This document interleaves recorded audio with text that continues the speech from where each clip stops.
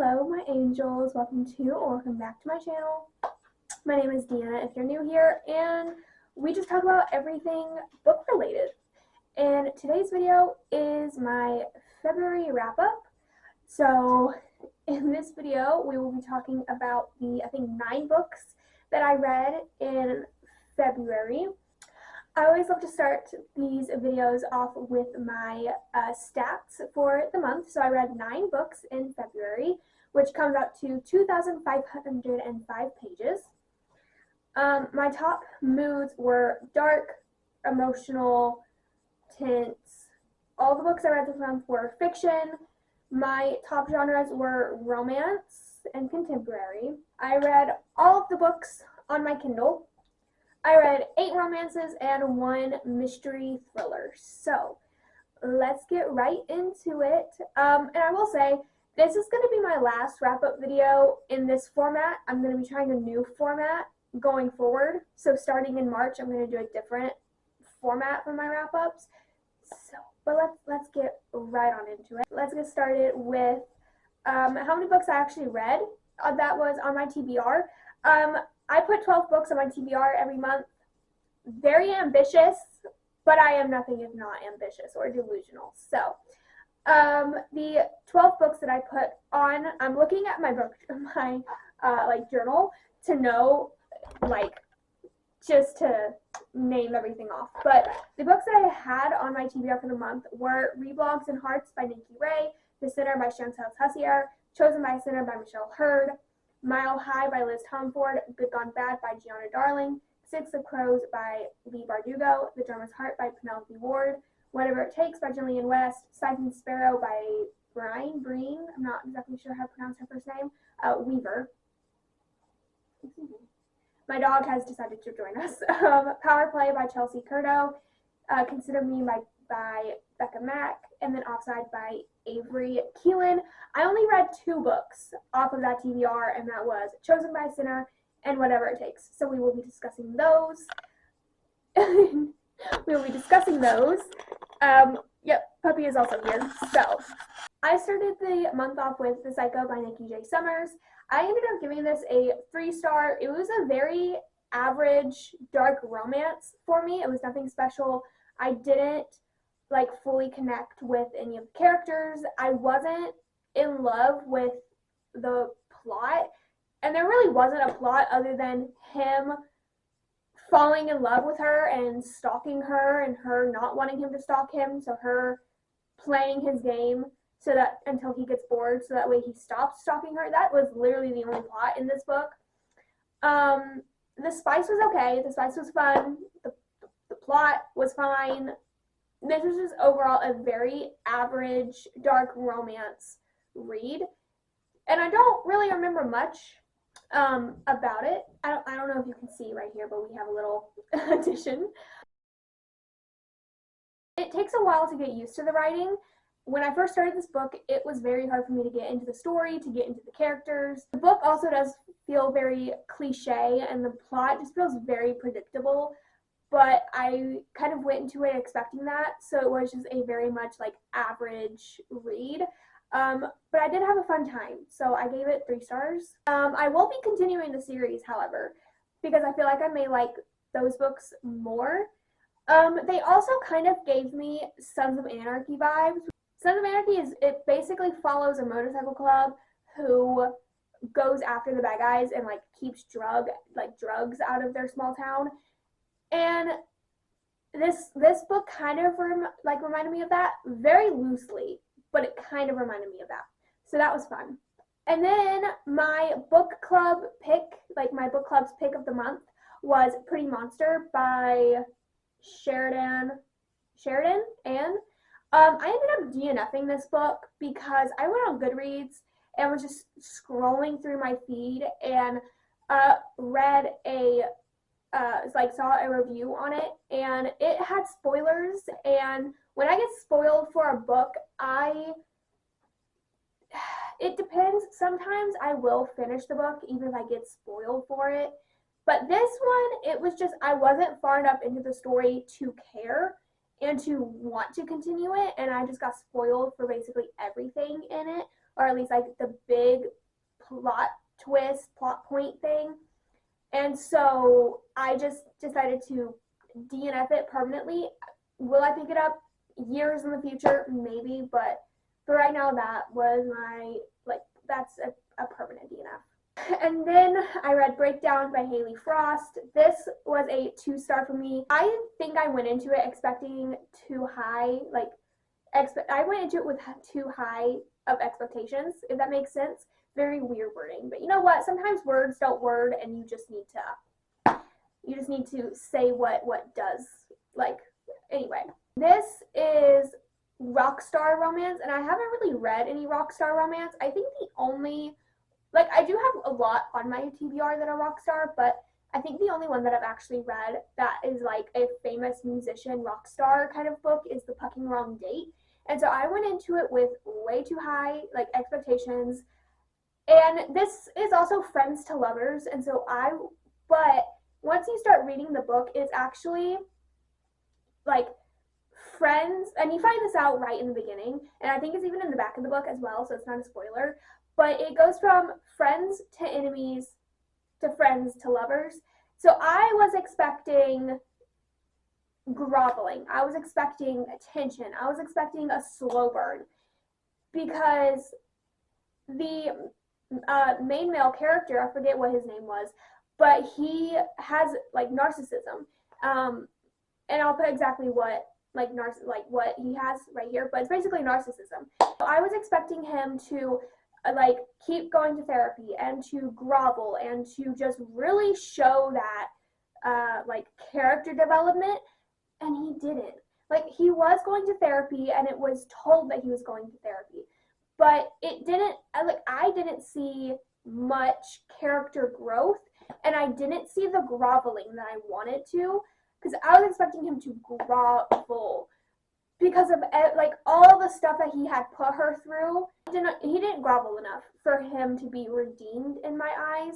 The characters also feel really distant, and I felt like I couldn't connect to any of them because they were so just like distant. Like, I couldn't connect to any of them.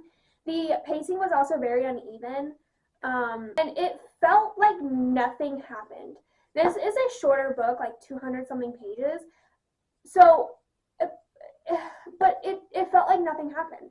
It felt like nothing happened except he finding out their past and like what he did to her in the past, and then him coming back to town, moving in with her as a roommate, which is in the back of the book, moving in with her, and then it doesn't show many like scenes as if it's a movie, but it doesn't have many like parts with them together, and you hardly see them go from enemies to friends to lovers. It's just kind of boom, this is their status now, but you don't see how they get to that, which was very just, I didn't like that. I wanted to see that journey, and I wanted to see how they, I wanted to see how that developed, but unfortunately we didn't get that, so I ended up giving it a 2-star. Next was His Tesoro, I hope I'm pronouncing that correctly, by Amelia Rossi. I ended up giving this book a 3.5 star.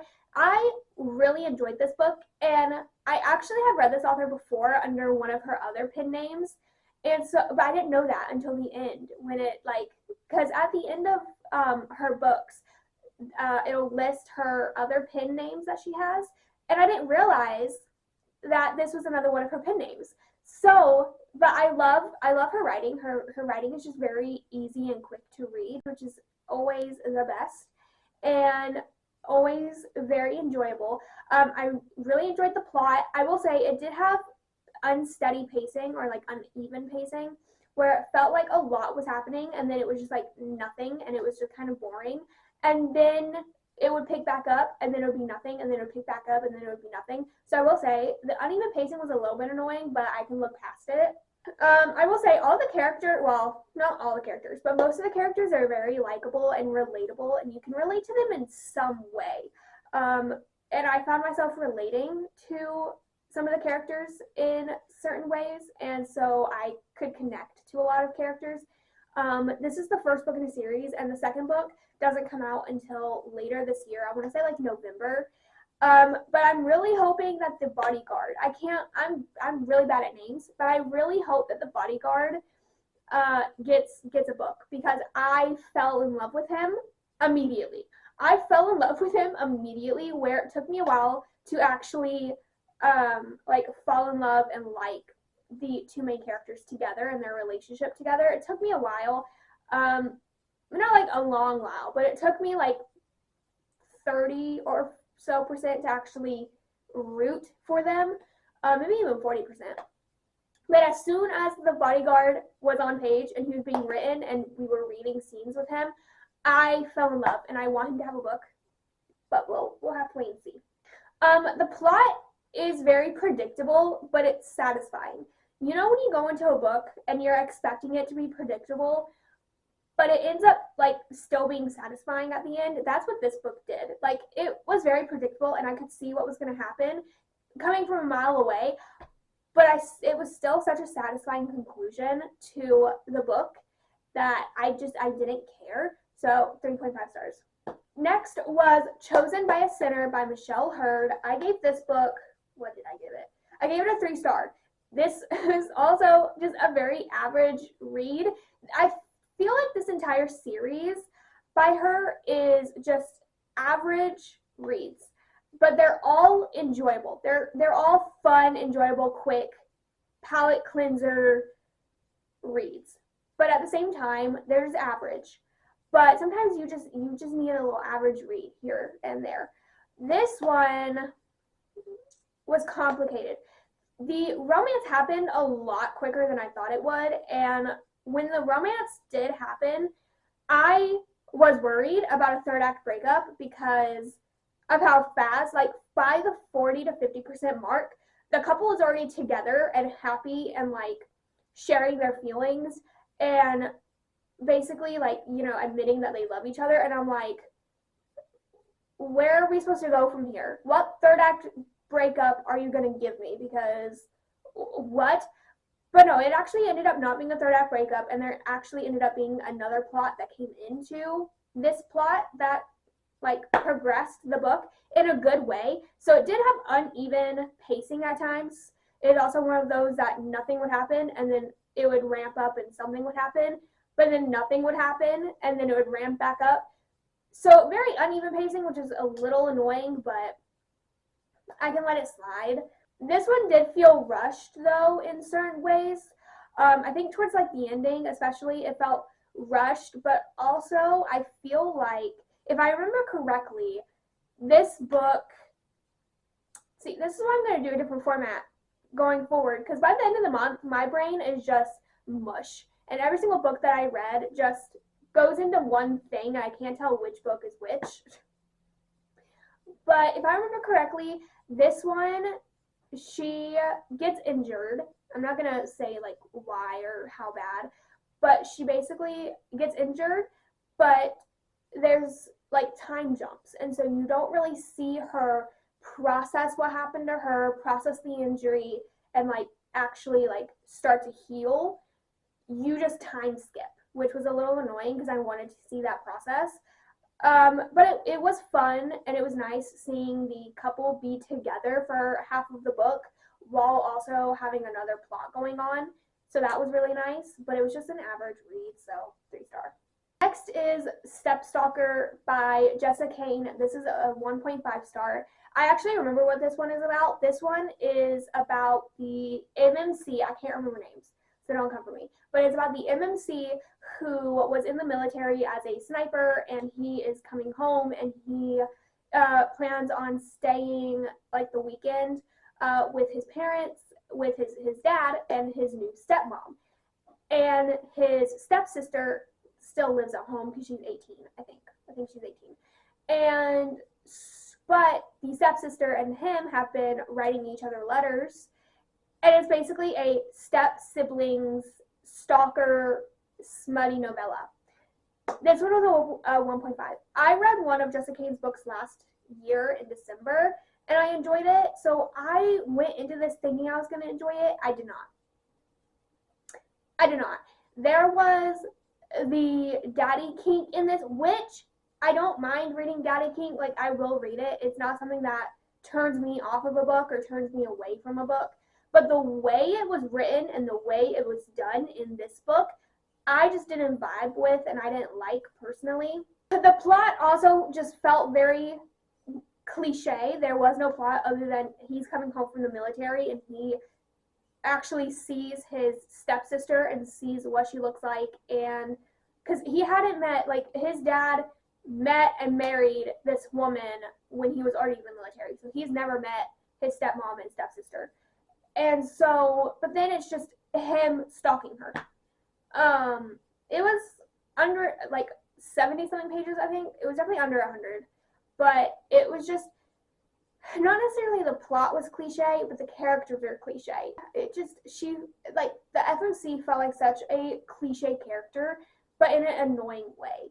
And I also didn't like their relationship because I wasn't expecting something like soul-searching, something earth-shattering kind of relationship because it's 70-something pages. So I wasn't expecting that, but I felt like the only reason he was dating her or was like interested in her is because she calmed him down and she reminded him of peace. But it didn't, like, I didn't feel the emotional connection between them. I didn't feel the physical, like, I felt like the physical attraction between them, but I couldn't feel the emotional connection between them on a deeper level. And he was saying, you know, he loved her and he wanted to marry her and have kids with her, and I just didn't feel that. I felt like he only wanted to be with her because of, like, the letters that she would send him helped him in the military and when he was being a sniper, and it helped him, you know, not go to a dark place. But it felt like that's the only reason that he wanted her, if that makes sense. And I just didn't like it. Like, I didn't like the fact that I couldn't feel an emotional connection between them. And then I read Sweet Girl by Jen Plummer. I gave this book 3.5 stars. This I read on Valentine's Day because it's a little Valentine's Day, like a Valentine's novella. So I read this on Valentine's Day, and it was very quick, very fun, just a very fun, quick, smutty time. It was super easy to read, very quick. It's basically reverse harem. It's this guy and this girl who are in a committed relationship, and they bring his two best friends into the relationship, and so it turns into him and her dating, into all four of them dating. But yeah, it was just a fun, quick, smutty read. But it wasn't anything life-altering. It was fun, quick, a holiday, Valentine's Day novella, and it was a fun average time. Okay, and then we have Captured by a Sinner by Michelle Hurd, because I was like, why not just go ahead and finish this series and knock off a series on your list? So I read this one. I gave it 3 stars. I will say, I think it's one of the darkest ones in the series, or one of the deepest ones, because the FMC goes through a lot of grief and a lot of guilt and just a lot of mental and physical things in this book. And so it is a very, you know, it's darker subjects and darker topics, and, you know, it wasn't one of my favorites in the book, in the series, but it was still a very, like, average, fun, quick read, and I did like finally getting to Victor and Rosalie. I believe those are their names. I might be wrong, but I think it's Victor and Rosalie, because you see that couple in the first book. You see them meet and him kidnap her, which is in the back of the book. And I was expecting their book to be earlier, but it's the last book in the series. So I was very happy to finally get to their book, although it didn't live up to the hype that I had it in my brain. I just need to stop, like, hyping up these books and highly anticipating these books, because it never lives up to the expectation.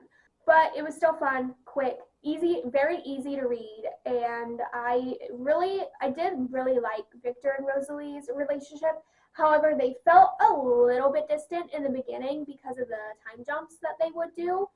Not they would do, but the author wrote in, because since it starts in the first book, and this is the 5th book, there's obviously a big time jump between all the couples getting together. And so the author had to write those time jumps into the 5th book. I understand that, but they did feel a little bit distant until the time jumps stopped. And then once the final time jump happened, and it was like the same timeline for the rest of the book, they didn't feel that distant anymore, and I could actually like relate to them and connect to them and actually fall in love with their dynamic. The plot is also predictable, but this is one of the ones that's predictable yet satisfying. And let me just say, I loved like one of my favorite scenes. One was Victor buying Rosalie a dog. Yeah, he bought her a dog, and then he took her on a like shopping spree, a book shopping spree. He took her and spent so much money. I think he spent like $2,000 something on books for her birthday, and bought her a dog for the same birthday. I need a man to do that for me. I need a man like that. But also one of my favorite scenes is the church scene where Victor and Rosalie, church scene. It's not smutty. I don't want to say romantic because it's violent, but that scene. If you read it, you know. I think you would understand. When I read a thriller, I was kind of getting into a reading slump, so I decided to switch up genres since I had done seven romance books back to back. And so I did The Killer Instinct. Can't speak. The Killer Instinct by Kate Wiley. This is the 3rd and I thought final book in the Margot Fallon series, but then I found out that there's a 4th book coming out. We just don't know anything about it. We just don't know the name, when it's coming out. We don't know anything about the 4th book, but there apparently is a 4th book coming out, which is completely fine, and I'm happy that there is. But I read The Killer Instinct. I gave it 3 stars. This is a very like average mystery series. It follows Margot Fallon, who is a homicide detective in San Francisco, I believe, and her dad is a very famous serial killer, and this is basically her new identity. And this one follows a new case.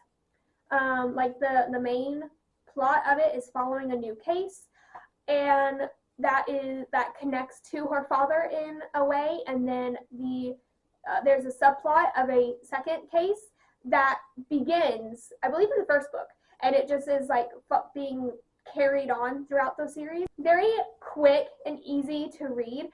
I will say this one was predictable. I could kind of guess who had done it. I did guess. I guessed who had done it, so it was very predictable. But it was also kind of satisfying, and Margot finally stood up for herself against her father, and I loved seeing that. Because she really, I loved seeing her stand up to her father the way she did. Okay, this one, however, is my least favorite of the series because the characters in this just felt distant, and for some reason, I don't know why, but they felt distant. There was also a romance kind of brewing in the first 2 books, and I liked that. However, it progressed more than I thought it would in this book, and so it just didn't live up to the slow burn that I thought we were going to get, because it kind of like upped it. But then I also just didn't like how she was using that to distract herself, and how she was using him. I'm not going to say who it is, but how she was using him to forget about all like the cases that she was working on and her father, and how she was just using him to, sorry, I don't know, you guys, like using him to distract herself. I didn't like that part, but I'm hoping that we'll get back, and the next book will like let us the characters won't feel that distant in the next book, and the slow or like medium burn will be back in that book, and she won't just be using him as a distraction. I will say this book did have a very slow start to it, but it had a very strong finish. like I said, predictable but satisfying. And then the last book that I read, which I actually finished this morning, was Whatever It Takes by Jillian West. This is interconnected standalones, I guess. They're standalones, but they're set in the same universe. So the first one is When She Needs the Most, which I read last year, so you can check out my wrap-up for last year. Oh my god. You can check out last month's wrap-up if you want to hear my thoughts on that book. But this month, I read Whatever It Takes because it released this month.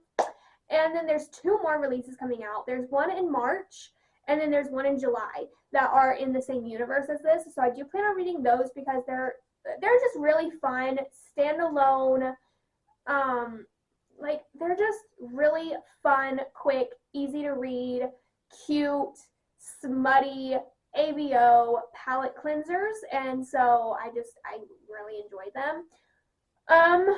What are their names? Let's see. This one is about, you meet them in the first book, so you get a little preview of them in the first book. It's not interconnected standalones, but they're set in the same universe. But you get a glimpse of them in When She Needs the Most. But it's about Briar. Oh God. Let's see. Briar Calder.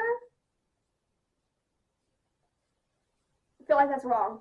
His first name is Christian, but they don't call him that. I think they call him Calder. And then there's Kier and Easton. And it's basically ABO fated mates, I guess. This one I gave 3 stars. I didn't enjoy it as much as I did, or I didn't enjoy this one as much as I did with When She Needs the Most, because there was some time jumps happening in this book because we get a preview of them, and then we get a, like, okay, how do I explain this? When She Needs the Most, we get a preview of them kind of established relationship type thing. But then the second book, you get a preview of them meeting and them getting to that point, and then you time jump to when you met them in the other book. I don't know. I feel like Easton had a big part to play in why I didn't like this. I feel like in the beginning, he does change and grow, and he does, have some character development that shows in the end. But in the beginning, he is very he doesn't want to share. He wants to be with her, and he doesn't want her to be with anyone else. He doesn't want to share her, which in ABO, there is usually 3 to 4 alphas with 1 omega. So it's usually 3 to 4 guys and 1 female, or 1 girl, whatever.